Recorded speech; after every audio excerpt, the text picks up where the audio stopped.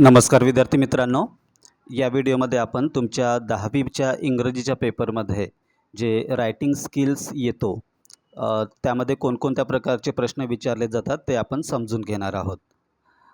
तर बघा, सगळ्यात अगोदर non textual passages. Non textual म्हणजे तुमच्या बुक्स 10वीच्या बुकच्या बाहेरचे पॅसेजेस येतात. म्हणजे पॅसेजेस नाही, पॅसेज येतो एक, ठीक आहे. आणि हा नॉन टेक्स्च्युअल पॅसेज येतो तो क्वेश्चन 4A मध्ये, म्हणजे क्वेश्चन 4मध्ये येतो. आणि त्या नॉन टेक्स्च्युअल पॅसेजमध्ये दोन प्रकारचे प्रश्न विचारले जातात. एमध्ये कॉम्प्रिहेन्शन. आता कॉम्प्रिहेन्शन म्हणजे काय? जे तुमच्या रेग्युलर पॅसेजवर जे 5 प्रकारचे प्रश्न विचारले जातात तेच 5 प्रकारचे प्रश्न तुमच्या क्वेश्चन 4A मध्ये, म्हणजे क्वेश्चन 4च्या एमध्ये कॉम्प्रिहेन्शन, जिथे आपण त्या टेक्स्च्युअल म्हणजे नॉन टेक्स्च्युअल पॅसेजला आपण काय करतो, कॉम्प्रिहेंड करतो, म्हणजे परिपूर्णरित्या आपण त्या पॅसेजला समजतो. आणि क्वेश्चन 4, त्याच क्वेश्चन 4मध्येच बीमध्ये येतो समरी. तर तुम्हाला त्या नॉन टेक्स्च्युअल पॅसेजची समरी लिहायची असते. ते नंतर आपण शिकणारच आहोत की नॉन टेक्स्च्युअल पॅसेज किंवा टेक्स्च्युअल पॅसेज असो, त्यावरचे प्रश्नांची उत्तरे कशी लिहायची, त्यांची समरी कशी लिहायची. फक्त तुम्ही आता म्हणजे रायटिंग स्किल्समध्ये कोणकोणत्या प्रकारचे प्रश्न येतात ते लक्षात ठेवा. तुम्हाला हे जे 40 मार्क्स आहेत ते तुम्ही फिक्स करा. या प्रत्येक रायटिंग स्किलच्या ज्या बेसिक स्किल्स आहेत, जर तुम्ही त्या मास्टर केल्या तर 40पैकी 35च्या वर मार्क्स तुमचे कोणीच कमी करू शकणार नाही, ठीक आहे. तर चला, क्वेश्चन 4A मध्ये येतो नॉन टेक्स्च्युअल पॅसेज. त्याच्यामध्ये एमध्ये येतो कॉम्प्रिहेन्शन आणि बीमध्ये येते समरी. आणि कॉम्प्रिहेन्शन प्रश्न असतो 10 मार्क्सचा आणि समरी असते 5 मार्क्सची. लक्षात राहील. नंतर असतो क्वेश्चन 5 मध्ये लेटर रायटिंग. आता बघा, क्वेश्चन 5A मध्ये A1. आता बघा, क्वेश्चन 5 त्याच्यामध्ये A आणि एमध्ये A1 इन्फॉर्मल लेटरचा प्रश्न असतो. आणि आणि बीमध्ये, म्हणजे बीमध्ये नाही, A2 मध्ये फॉर्मल लेटरचा प्रश्न असतो. आणि इथे कन्फ्यूज व्हायचं नाही. तुम्हाला दोन, म्हणजे काय होते, हा क्वेश्चन 2 पासून, म्हणजे क्वेश्चन 5 पासून तुम्हाला क्वेश्चन पेपरमध्ये क्वेश्चनची गर्दी दिसणार. त्याच्यामुळे कोणता प्रश्न कोणत्या प्रश्नापैकी कोणत्या दोन ऑप्शन्सपैकी कोणता सोडवायचा. कधीकधी आपण काय करतो, एकाच प्रश्नामधले दोन्ही ऑप्शन सोडवून टाकतो आणि मग आपल्याला वाटते की दुसरा पण प्रश्न आपण, नंतरचा पण प्रश्न आपण सोडवला आणि तो सोडून देतो आणि तिसरा प्रश्न सुरू करतो. त्याच्यामुळे कोणते दोन ऑप्शन्स येतात, म्हणजे कोणत्या दोनपैकी आपल्याला एक सोडवायचं आहे, ते जोडी तुम्ही लक्षात ठेवा. आता हे लेटर सारखंच आहे, म्हणजे दोन्हीमध्ये लेटर आहे, तर तुम्ही कन्फ्यूज होणार नाहीत. ह्या दोन लेटरपैकी एक लेटर तुम्हाला सोडवायचा असतो. इन्फॉर्मल लेटर सोडवा, नाहीतर फॉर्मल लेटर सोडवा, ठीक आहे. कोणता पण एक सोडवला तर तुमचे 5 मार्क्स, तुम्हाला 5 मार्क्स मिळणार, ठीक आहे. आणि हे प्रश्न येतो क्वेश्चन 5A मध्येच. A1 मध्ये इन्फॉर्मल लेटर आणि A2 मध्ये फॉर्मल लेटर, दोनपैकी एक सोडवायचा असतो. सध्या तुम्ही आता जर तुम्ही म्हणजे हा व्हिडिओ स्टार्टिंगला पाहत असाल सेशनच्या 17च्या, तर तुम्ही दोन्ही लेटर्सचा अभ्यास करा, इन्फॉर्मल लेटर आणि फॉर्मल लेटर्स दोन्हीचा अभ्यास करा. परंतु जेव्हा एक्झाम जवळ येईल तेव्हा तुम्ही जो दोनपैकी तुम्हाला वर्षभर समजूनच येणार की तुम्हाला इन्फॉर्मल लेटर चांगला जमतो की फॉर्मल लेटर चांगला जमतो, त्यावेळी एक्झाम जवळ असताना फक्त दोनपैकी एकच करायचं चांगला, जेणेकरून तुमचे 5 मार्क्स पक्के. कारण दोन्हीचा अभ्यास करून तुम्हाला तर 10 मार्क्स मिळणार नाही आहेत, कारण लिमिटेड मार्क्स 5च आहेत. कोणता पण एक लिहा, समजला. तर असा हाच रूल, म्हणजे दोनपैकी सध्या दोन्ही ऑप्शन्सचा अभ्यास करा आणि एक्झाम जवळ आली, पेपर जवळ आला, तर दोनपैकी एकाच ऑप्शनचा व्यवस्थित अभ्यास करायचा. हा रूल समोरच्या प्रत्येक प्रश्नांसाठी तुम्ही फॉलो करा. मग येतो क्वेश्चन 5B. 5A मध्ये लेटर्स असतात, त्याच्यापैकी एक सोडवायचा असतो. आणि मग क्वेश्चन 5B दोन ऑप्शन्स असतात, डायलॉग रायटिंग नाहीतर आणि ड्राफ्टिंग अ स्पीच, दोनपैकी एक. जर तुम्ही दोन्ही सोडवले तर तुमचा वेळ वाया जाणार आणि मग या बाकीच्या प्रश्नांना तुम्हाला वेळ मिळणार नाही. त्यामुळे समजूनच आता लक्षातच ठेवा, एकतर तुम्हाला डायलॉग रायटिंग लिहायची असते नाहीतर ड्राफ्टिंग अ स्पीच. सध्या दोन्हीचा अभ्यास करा.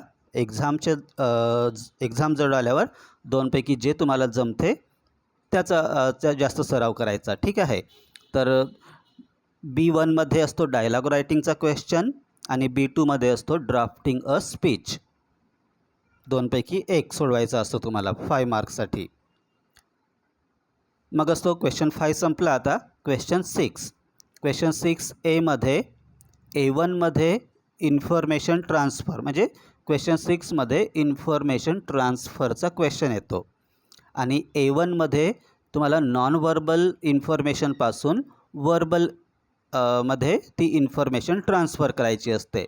A1 हा प्रश्न असतो असा, नॉन वर्बलपासून वर्बल. ते आपण समजूनच घेऊ नंतर. नॉन वर्बल काय असते, वर्बल काय असते. आता तुम्ही लक्षात ठेवा, नॉन वर्बल टू वर्बल आणि A2 असतो वर्बल टू नॉन वर्बल. दोनपैकी एकच सोडवायचा असतो. मी पेपर चेक केले तर तिथे बघितलं इथलं पण आन्सर लिहिलं आहे त्यांनी आणि इथलं पण आन्सर लिहिलं आहे. त्याच्यामुळे असं काय करतो, म्हणजे याने काय होते, तुमचा टाईम आहे एक्झामचा जो लिमिटेड टाईम असतो पेपरचा 2.5 तास म्हणजे 3 तास, त्याच्यामध्ये तुमचा वेळ वाया जातो. ठीक आहे, एकच लिहायचं 5 मार्क्ससाठी. आता क्वेश्चन 6A झाला इन्फॉर्मेशन ट्रान्सफरचा. आता क्वेश्चन 6B याच्यामध्ये दोन ऑप्शन्स असतात. म्हणजे प्रश्न असतो एक्सपॅन्ड द थीम, म्हणजे दिलेला टॉपिक तुम्हाला त्याचा विस्तार करायचा असते, एक्सपॅन्शन करायचं असते.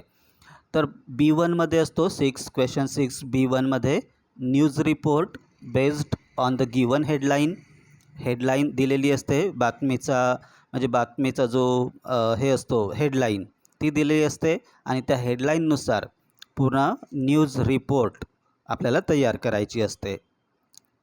आणि B2 असतो developing a story or नॅरेटिंग an experience with a given beginning or end, म्हणजे दिलेल्या बिगिनिंगवरून एकतर स्टोरी डेव्हलप करा नाहीतर त्या बिगिनिंगवरून एक्सपिरियन्स आपला नॅरेट करा, अनुभव कथन करा, किंवा एकतर एंड दिला राहू शकतो, त्या एंडवरून तुम्हाला स्टोरी डेव्हलप करायची असते नाहीतर तुमचा एक्सपिरियन्स नॅरेट करायचा असतो. तर दोनपैकी एक. कोणते दोन ऑप्शन्स आहेत, न्यूज रिपोर्ट, त्याला ऑप्शन आहे developing a story or experience. मग क्वेश्चन 6 असतो, म्हणजे क्वेश्चन 7 असतो, त्याच्यामध्ये 3 प्रकारचे प्रश्न विचारले जातात, म्हणजे 3 प्रश्न विचारले जातात. ABC ट्रान्सलेशनचा, इंग्लिशमधून तुम्हाला मराठीमध्ये ट्रान्सलेट करायचं असते. क्वेश्चन 7A काय करायचं असते, वर्ड्स दिलेले असतात, त्या वर्ड्सचं भाषांतर तुम्हाला मराठीमध्ये करायचं असते. 4 वर्ड्स करायचे असतात, 4 वर्ड्सना 2 मार्क्स असतात. मग B काय असते, 2 सेंटेन्सेसचं मराठीमध्ये ट्रान्सलेशन करायचं असते, त्याला 2 मार्क्स, एका सेंटेन्सला 1 मार्क असे. B 2 सेंटेन्सेस ट्रान्सलेशन करायचे आहेत तर 2 मार्क्स. आणि C काय असते, एक इडियम किंवा प्रॉवर्ब, म्हणजे वाक्प्रचार किंवा म्हण, इडियम किंवा प्रॉवर्ब, त्यामध्ये एक इडियमचं किंवा प्रॉवर्बचं मराठीमध्ये ट्रान्सलेशन करायचं असते. C असतो 1 मार्क, असे 5 मार्क्स ट्रान्सलेशनवर. ठीक आहे. तर हे किती झाले टोटल मार्क्स, 15, 20, 25, 30, 35 आणि 40. हे 40 मार्क्स आपल्याला फिक्स करायचे असतात. कारण या अशा स्किल्स आहेत, या फक्त तुमच्या 10वीमध्ये नाही तर तुम्ही 11वीत जाणार, 12वीत जाणार, आणि हे जे टॉपिक्स आहेत ते तुम्हाला जीवनभर, म्हणजे जितक्या तुम्ही एक्झाम देणार तितक्या एक्झाममध्ये हे कामात येणार आहे. त्याच्यामुळे तुम्ही आताच या टॉपिक्सचा व्यवस्थित अभ्यास करा. कारण फक्त क्वेश्चन नंबर चेंज होणार, तुम्हाला डायलॉग रायटिंग जर येत असेल तर क्वेश्चन कोणत्या पण नंबर म्हणजे कोणत्या पण नंबरच्या क्वेश्चनवर येऊ तुम्ही ते आन्सर करू शकाल. म्हणून क्वेश्चन नंबरवर न जाता या स्किल्स तुम्ही मास्टर करा. डायलॉग कशी लिहायची, स्पीच कसं तयार करायचं, नॉन व्हर्बल टू व्हर्बल कसं ट्रान्सफर करायचे information, verbal to non verbal कसं करायचं, न्यूज रिपोर्ट कशी लिहायची, एखादी स्टोरी कशी तयार करायची किंवा आपला एक्सपिरियन्स कसा नॅरेट करायचा, ट्रान्सलेशन कसं करायचं, हे सगळ्या गोष्टी तुम्ही मास्टर करा. ठीक आहे. आणि तुमचे 40 मार्क्स या पेपरमध्ये 10वीच्या फिक्स करा. चला नंतर आपण सुरुवात करू नॉन टेक्स्च्युअल पॅसेज कसं समजायचं, कॉम्प्रिहेन्शन आणि त्याची समरी कशी लिहायची ते आपण समजणार आहोत नेक्स्ट व्हिडिओमध्ये. एवढं लक्षात ठेवा तुम्ही, तुमचे 40 मार्क्स म्हणजे तुमच्या रायटिंग स्किल्समधले 40 मार्क्स आहेत ते तुम्ही त्यावर कोणकोणत्या प्रकारचे प्रश्न विचारले जातात हे लक्षात ठेवा. ठीक आहे. आणि कोणत्या प्रश्नाला कोणता ऑप्शन असतो हे पण तुम्ही लक्षात ठेवा. ठीक आहे. जेणेकरून तुम्ही तो प्रश्न म्हणजे दोन्ही प्रश्न सोडवणार नाही आणि तुमचा वेळ वाया जाणार नाही. ठीक आहे. बाय.